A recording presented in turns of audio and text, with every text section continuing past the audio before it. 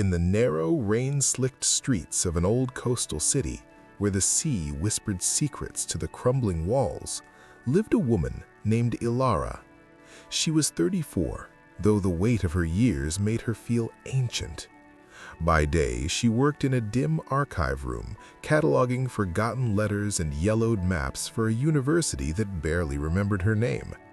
By night, she walked the empty promenade, staring at the black water as if it might one day give her back the pieces of her life it had swallowed.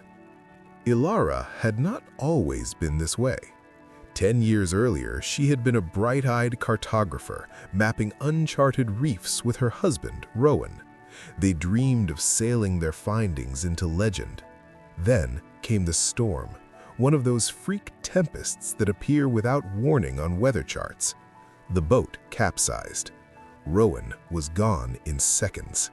Ilara washed ashore, broken ribs and a concussion, but alive. The doctors called it a miracle. She called it cruelty. Why save her and take him? From that day, invisible enemies seemed to follow her. Debts mounted like barnacles. Friends drifted away, uncomfortable with her grief. Opportunities slipped through her fingers like wet sand. She felt marked, not for greatness, but for quiet, relentless erosion. She prayed sometimes, angry prayers that ended in silence.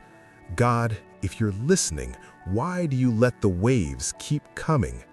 One winter evening, exhausted from another rejected grant proposal, Ilara sat on her tiny balcony overlooking the harbor.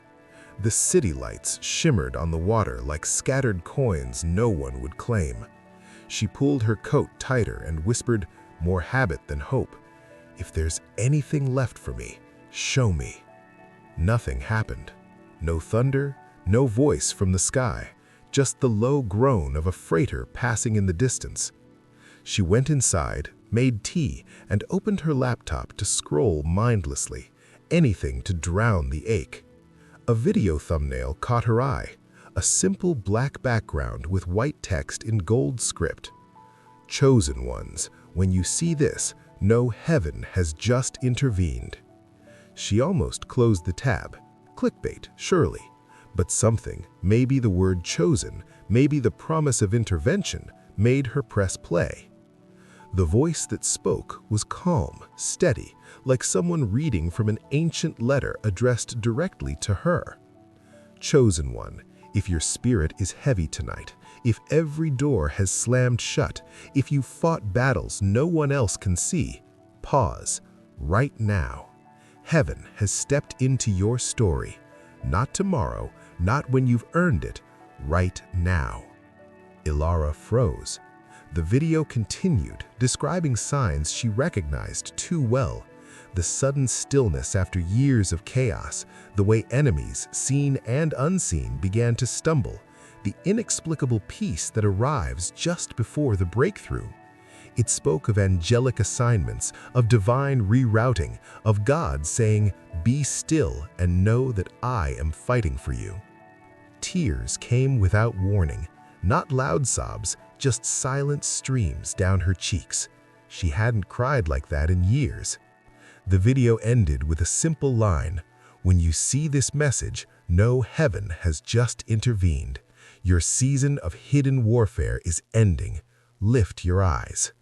She closed the laptop and sat in the dark. For the first time in a decade, the silence didn't feel empty. It felt watchful. The next morning, something shifted. She received an email from an unknown sender, a marine research foundation she had never applied to. They had come across her old reef mapping work from before the accident in an archived university database. A private donor, they said, had specifically requested someone with her exact expertise to lead a small expedition to remap a newly discovered coral system threatened by warming waters. The funding was already secured. The boat was ready.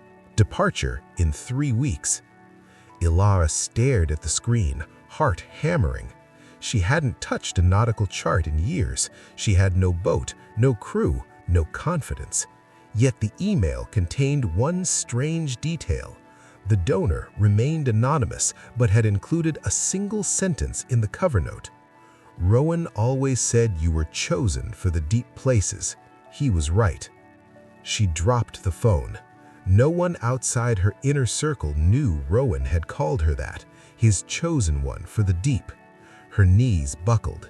She sank to the floor, breath ragged. Over the following days, more signs arrived like quiet footsteps. A long-delayed insurance payout from the boat accident cleared her debts overnight. An old colleague she hadn't spoken to in 8 years called out of the blue, offering to join the expedition as co-navigator. Even the weather forecast flipped. The winter storms that usually battered the coast were predicted to hold off exactly during the planned research window. Ilara began to pack. Old logbooks, waterproof notebooks, Rowan's favorite compass she had kept sealed in a drawer. Each item felt lighter, as though invisible hands were lifting the weight. On the eve of departure, she returned to the promenade. The sea was unusually calm, mirror flat under a silver moon. She stood at the edge, clutching the compass. "Thank you," she whispered, not angry this time, not demanding, just grateful. A soft breeze touched her face, carrying the faint scent of salt and something sweeter, like distant lilies. She closed her eyes and felt it, not just peace, but presence, as though heaven itself had paused to watch her step forward. The next morning, she boarded the research vessel with a small, hand-picked team. As the boat pulled away from the dock, Ilara looked back at the city shrinking on the horizon. For the first time, it didn't feel like a prison she was escaping. It felt like a chapter closing so a better one could begin. Months later, the expedition's findings would make headlines. A thriving coral refuge previously unknown, a living testament that life persists even in the deepest, darkest places. Scientists would call it a miracle of nature. Ilara knew better. She knew heaven had intervened, not with fireworks or parting seas, but with quiet redirection, with timely emails, with memories resurfacing at the perfect moment, with a single video that arrived when her soul was ready to hear it. And somewhere, in the eternal now, angels nodded to each other. Mission accomplished. The chosen one had seen the sign, and she had believed. So if you're reading this right now, if your heart is pounding because the words feel like they were written for you alone, lift your eyes. Heaven has just intervened. Your story isn't over. It's being rewritten. In the shadowed embrace of Eldridge Bay, a forgotten coastal town where the Atlantic Ocean clawed relentlessly at jagged cliffs, Ilara Thorne had built a life from the ruins of her dreams.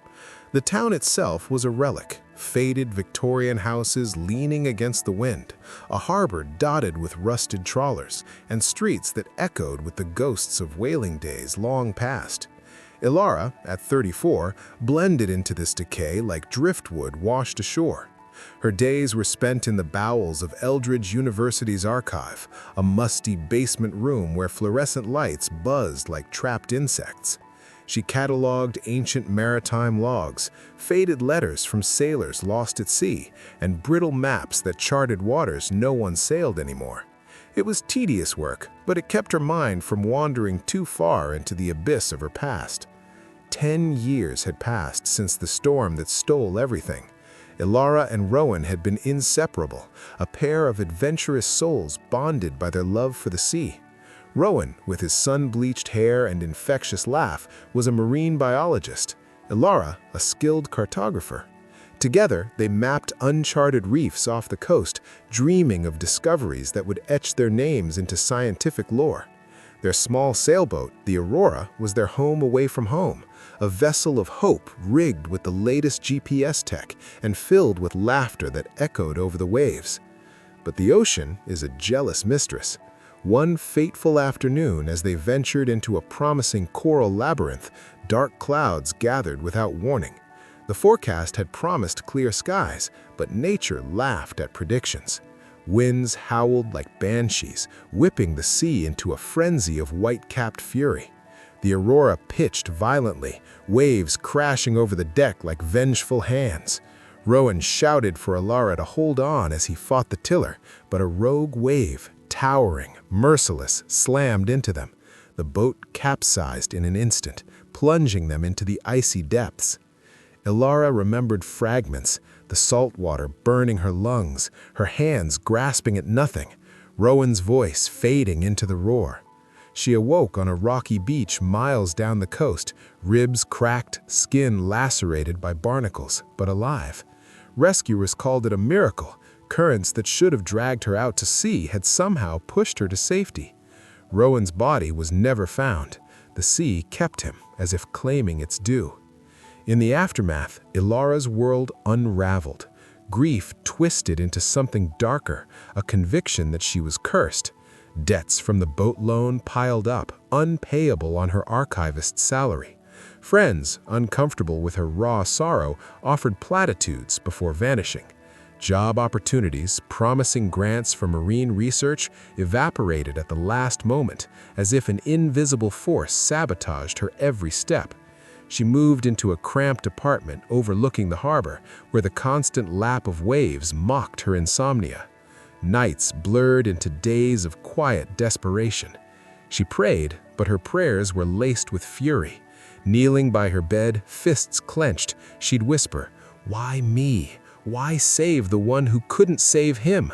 If you're up there, God, why do you let the storms keep raging in my life?" Answers never came, only the hollow echo of her own voice.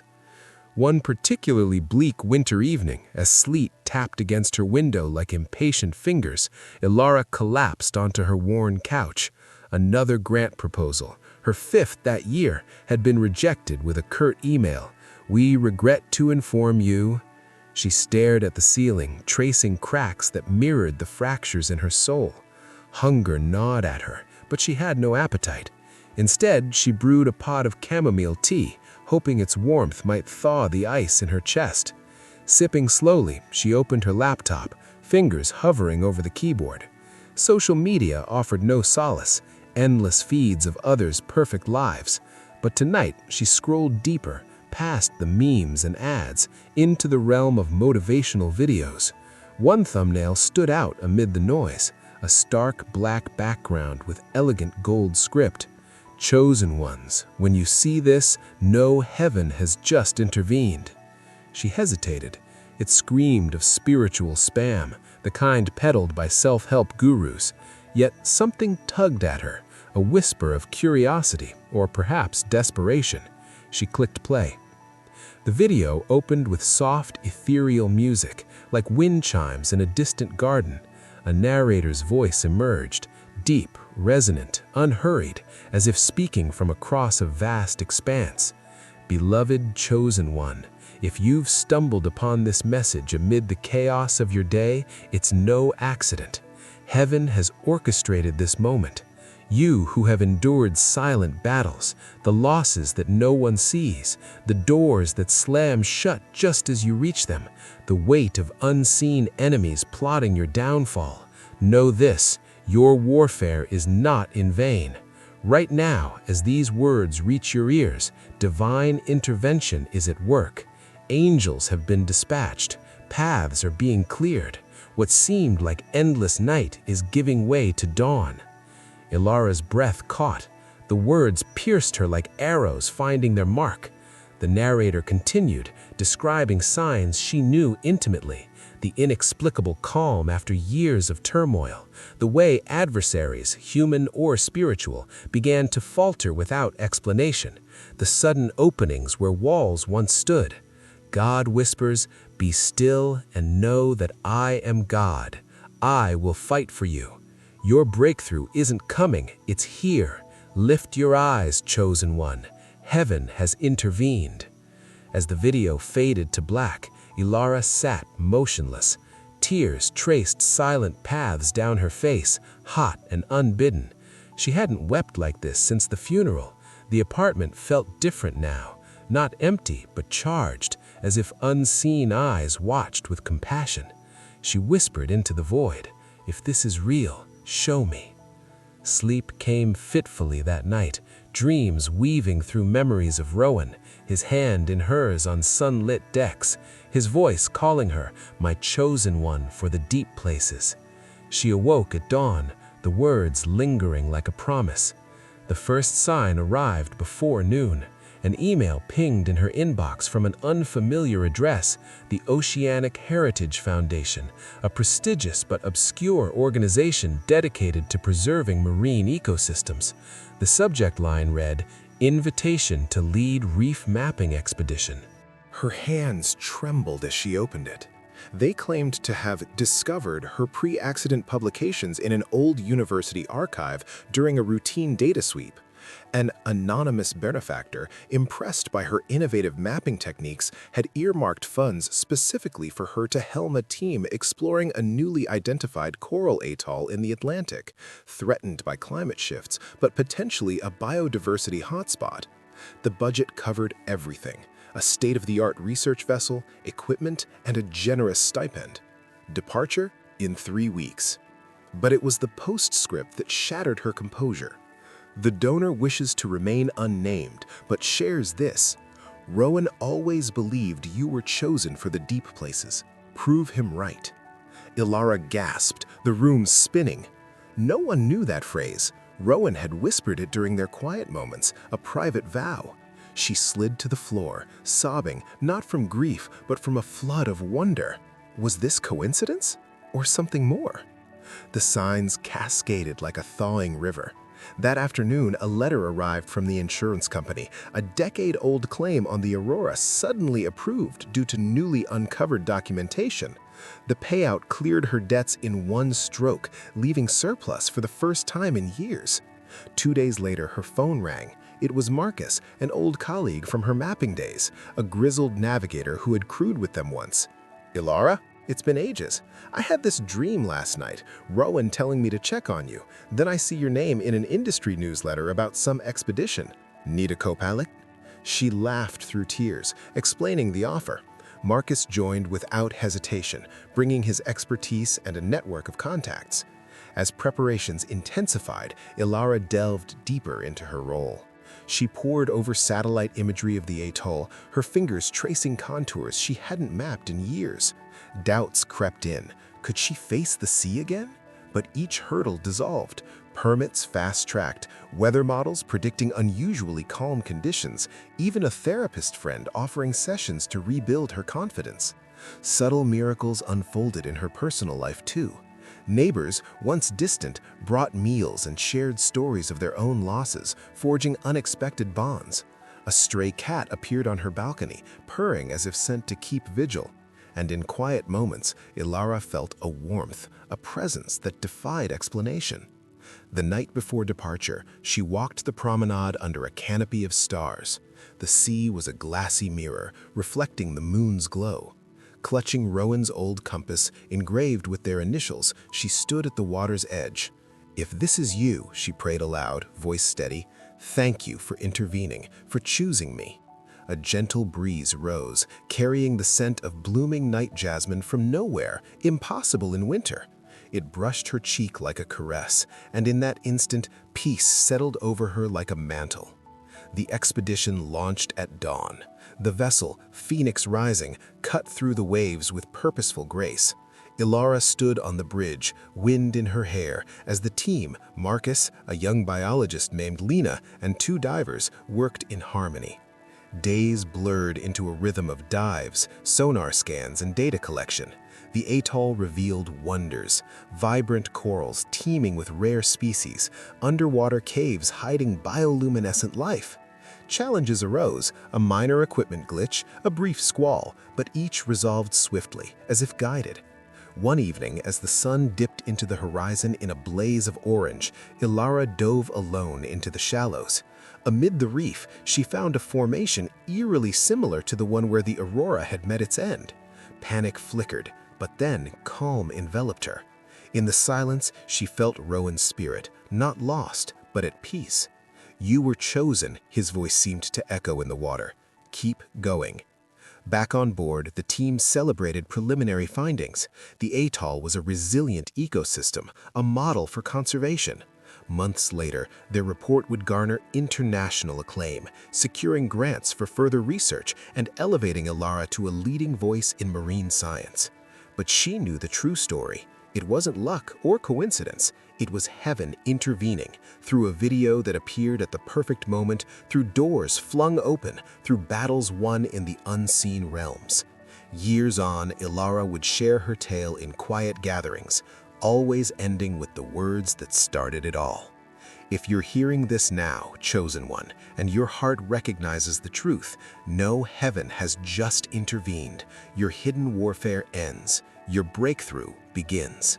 And in the eternal tapestry, where threads of fate intertwine, angels watched, their work complete. For the chosen ones are never truly alone.